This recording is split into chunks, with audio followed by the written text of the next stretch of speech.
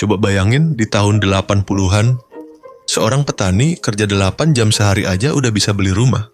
Sekarang, jangankan petani, lulusan kampus top yang kerja 12 jam sehari pun kadang cuma bisa beli kontrakan kecil di pinggiran kota. Saking parahnya, ada yang bilang Gen Z bisa beli rumah di usia muda itu udah kayak keajaiban dunia ke-8. Kelihatannya lebay, tapi kalau lu lihat harga rumah sekarang, kayaknya bener juga. Nah, kebanyakan orang biasanya langsung pasrah. Nyalahin pemerintah, nyalahin keadaan, nyalahin nasib. Tapi jujur aja, lo pikir nyalahin keadaan bisa bikin hidup lo berubah? Dunia nggak peduli bro. Ekonomi terus muter, teknologi lari kenceng, dan kalau lo diem aja, lo cuma bakal ditinggalin. Teman-teman lo pun makin hari makin maju.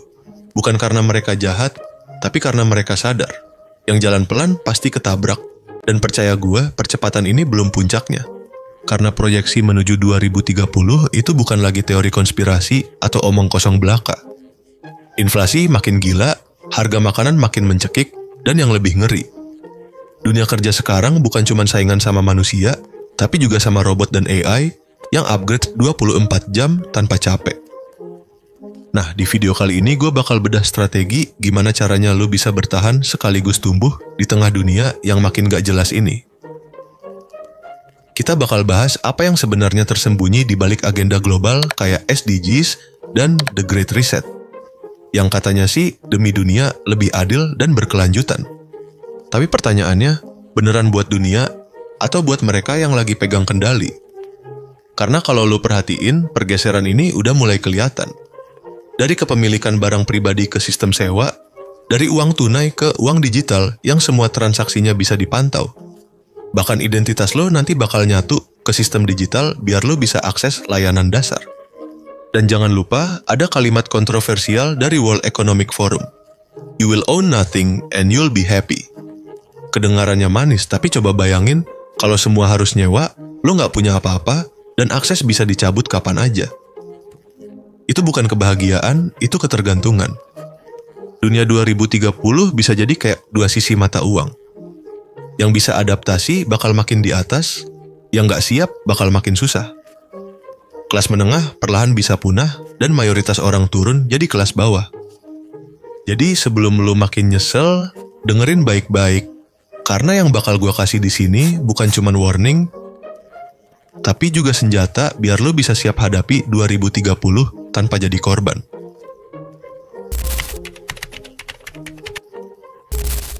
Oke, sekarang kita bahas realita yang mungkin lo udah rasain, tapi sering pura-pura nggak sadar. Lo tahu nggak, uang yang lo dapet tiap bulan itu kayak es krim di bawah terik matahari.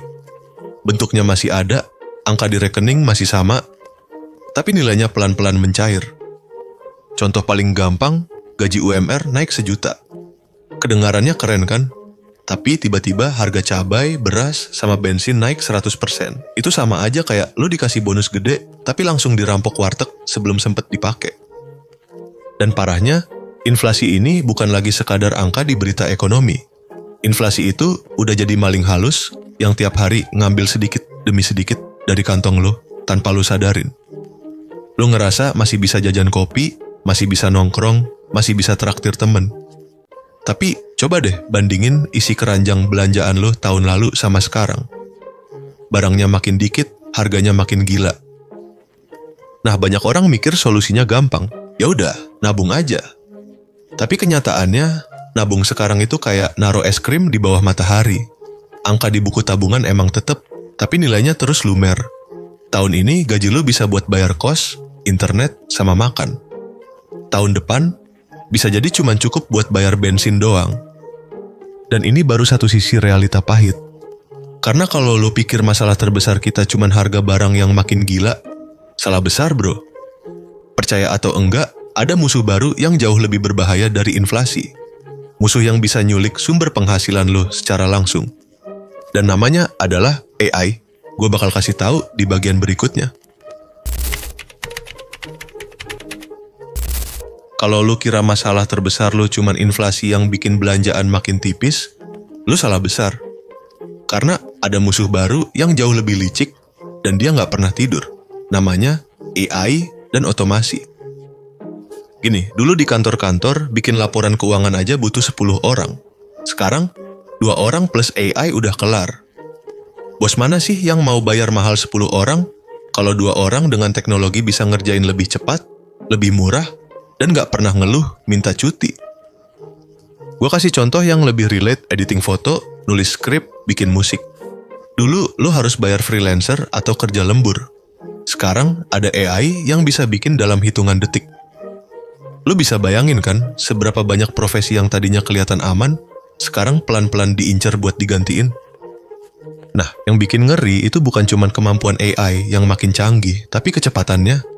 Tiap bulan ada aja update baru. Dari yang awalnya cuma bisa jawab pertanyaan simple, sekarang udah bisa bikin kode program, bikin desain, sampai analisis data. Artinya, musuh ini upgrade terus, tanpa capek, tanpa minta gaji, dan jelas-jelas tanpa drama.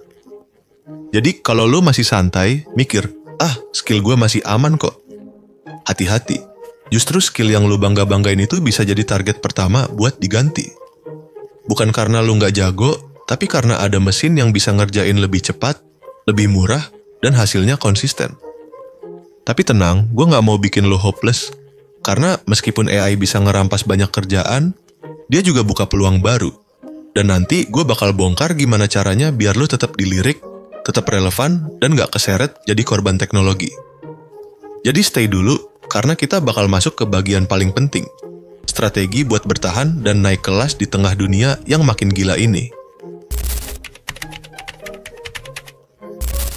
Sekarang, setelah lo ngerti realita pahit dan musuh baru yang namanya AI, saatnya kita ngomongin solusi. Karena percuma kita nangis ngeluh keadaan, kalau nggak ada langkah nyata. Jadi gue kasih 4 strategi yang bisa bikin lo bukan cuma survive, tapi juga naik kelas di tengah dunia yang makin brutal ini. Strategi 1. Tentuin tujuan hidup, jangan jadi figuran di cerita orang lain. Lo sadar nggak, hampir tiap hari kita dikejar target? Target kantor, target bos, target klien. Tapi, kapan terakhir kali lo nanya target lo sendiri apa? Banyak orang sibuk banget ngejar target orang lain, sampai lupa kalau hidupnya sendiri nggak punya arah. Kalau lu nggak punya tujuan jelas, otomatis lu bakal ikut tujuan orang lain. Lu jadi figuran, bukan pemeran utama. Tujuan hidup itu penting banget. Bukan sekadar, gua pengen nabung, tapi tujuan yang bikin lu semangat, sampai rela bangun lebih pagi dan tidur lebih malam. Entah itu mau bangun bisnis, jadi konten kreator, atau jadi expert di bidang tertentu. Dan kalau lu belum nemu tujuan, itu bukan alasan buat diem. Justru itu kode dari hidup supaya lo nyobain banyak hal. Coba ini, gagal, coba lagi, gagal. Sampai suatu hari lo ketemu sesuatu yang bikin lo ngerasa, anjir ini dia yang gue cari. Strategi 2. Berkaca dari sosial media. Jangan minder, jadikan alarm. Scrolling sosmed, lihat temen udah liburan ke Jepang, bisnis jalan, nikah, punya rumah. Sementara lo masih sibuk nyari diskonan Indomie. Sakit sih. Tapi percaya gue, mereka itu bukan musuh. Anggap aja mereka kayak kaca spion. Kalau mereka melaju kenceng, itu tandanya lo lagi terlalu santai. Itu alarm bro, alarm buat gas lagi, bukan buat minder. Karena kebanyakan orang sukses itu bukan hoki. Mereka mungkin lebih fokus, lebih konsisten, atau lebih berani keluar dari zona nyaman. Jadi jangan iri. Justru takutlah kalau lo udah lama stuck, nggak ada perubahan, tapi masih bisa nyantai kayak nggak ada apa-apa. Strategi 3, bikin diri lo terlihat. Di dunia sekarang, bukan siapa yang paling jago, tapi siapa yang paling kelihatan. Lo bisa punya skill segudang, desain, coding, marketing. Tapi ingat, di luar sana ada ribuan orang yang skillnya sama, bahkan lebih jago. Bedanya apa? Mereka kelihatan, lo enggak. Dunia sekarang nggak lagi soal siapa yang paling pinter, tapi siapa yang paling terlihat. Banyak orang skillnya biasa aja, tapi dapat project gede. Kenapa? Karena mereka konsisten sharing karya, bikin portfolio, aktif di komunitas. Jadi mulai sekarang, jangan tunggu sampai lo jadi expert baru mau tampil. Share proses lo. Bagikan apa yang lagi lo pelajari, kesalahan yang lo buat, atau project kecil yang lagi lo kerjain. Dengan nunjukin proses, lo bukan cuma jual skill, tapi juga bikin cerita dan koneksi. Ingat, branding itu tentang kepercayaan, jadi bangun jejak digital yang sehat. Jangan sampai masa depan lo hancur cuma gara-gara jejak bodoh di internet. Strategi 4. Bangun benteng pertahanan. Lindungi hasil kerja keras lo. Lo udah tahu arah hidup, punya mental siap tempur, skill udah dilihat orang. Sekarang waktunya bikin benteng pertahanan biar hasil kerja keras lo nggak hilang sia-sia. Pertama, basmi utang konsumtif. Utang itu kayak rantai di kaki lo. Selama rantai itu ada, lo susah buat lari. Bayar secepat mungkin, biar lo punya kebebasan milih langkah sendiri. Kedua, miliki aset fisik. Emas, tanah, rumah kecil, bahkan sawah sekalipun. Kenapa aset fisik? Karena itu susah banget dimatiin sistem. Kalau duit digital bisa diblokir, emas dan tanah tetap punya nilai. Itu benteng terakhir lo. Dengan punya benteng pertahanan, lo nggak cuma bertahan. Lo bisa tenang melangkah, karena tahu apapun yang terjadi, lo punya perlindungan. Itulah 4 strategi buat lo yang benar-benar pengen survive dan naik kelas. Kedengarannya simple, tapi kalau lo serius lakuin, ini bisa jadi tameng lo menghadapi dunia menuju 2030. Sekarang, coba jujur deh sama diri lo sendiri. Lo mau jadi penonton yang cuman ngeluh keadaan, atau mau jadi pemain yang siap adaptasi dan gaspol ngejar tujuan? Ingat, tahun 2030 itu bukan lagi angka jauh di kalender. Hitung aja, itu tinggal beberapa tahun lagi. Dunia nggak peduli lu siap atau enggak, tapi kalau lu nggak gerak dari sekarang, siap-siap jadi korban perubahan. Gua kasih satu kalimat pamungkas buat lu inget terus. Hidup ini bukan soal adil atau nggak adil, tapi soal siapa yang gerak dan siapa yang mager. Lu mau ada di kubu yang mana? Itu pilihan lu. Kalau lu ngerasa video ini nendang, jangan cuma berhenti di nonton. Klik tombol subscribe dan nyalain loncengnya biar lu nggak ketinggalan insight-insight penting kayak gini. Karena di channel ini, gue bakal terus kasih lo bekal buat survive. Bukan cuman sampai 2030, tapi buat seumur hidup. Ingat, jangan tunggu sempurna baru jalan.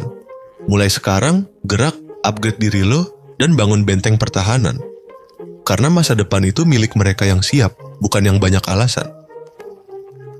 Dan sebagai tambahan, dengan berlangganan membership, kalian juga mendukung channel UMKM ini untuk terus berkembang dan membuat kami lebih semangat untuk melakukan riset mendalam terkait topik edukasi, sehingga pada akhirnya frekuensi hidup dapat menghasilkan konten-konten lain berkualitas tinggi.